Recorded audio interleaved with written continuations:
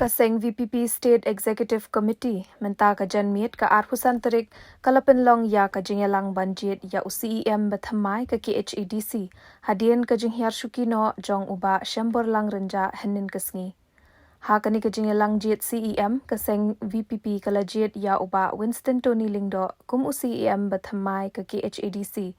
Ban chupin ken mau uba Winston Lingdo ude UMDC kanong thamai constituency.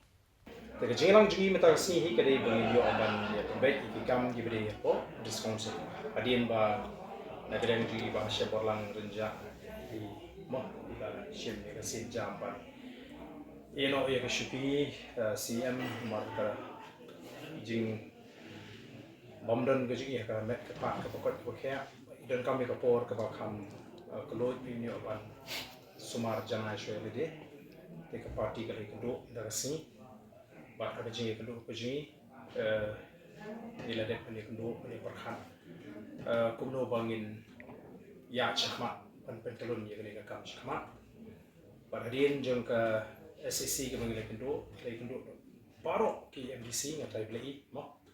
ki MDC baro dan we ru bopet syakani ke jengalang shem kumba kritik inda dan ke bawah klan ya kene ke je kedua pejingi ke parti ke shem ya ka rai dekat KMC baru bangin jit ya MDC jom ka North My constituency ba Winston Tony Lindo ba un shimti kumu suya mo ba kapo district council kata dia rai ka party commission itu dia buat dia yang di pada si tahap siam bola jadi mah ia masih melarisan siam kita sih tahu sudah dengan ceroi kelak Tadun ekstra salahnya melahi ka house kan klem isi tekam dan jimat ban bu ya tau deputy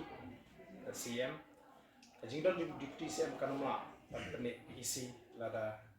ka wan ka khet ka bakum kene ka babu CM bu ya syuki tapi isi berokoi it's time result kita pemut hak berthau isi apa itu pada hari kacakar ke batli mentara juga kili syuki ya atau kili kau nak parti kalau jin ni akabidi pat kene ke jaka ka ba klimo nomor bai ba seminam don shu ke isi kan don ka wei ka jaka ka batli kumu ian pat ya kene ru ka parti ni lah pendet salon ya rai salon bat ka parti da kui ke jingon kilarai pan peni pujri da MDC jong ka Jaya mau prem mo ba den session kumu bani pujri ada ke cakap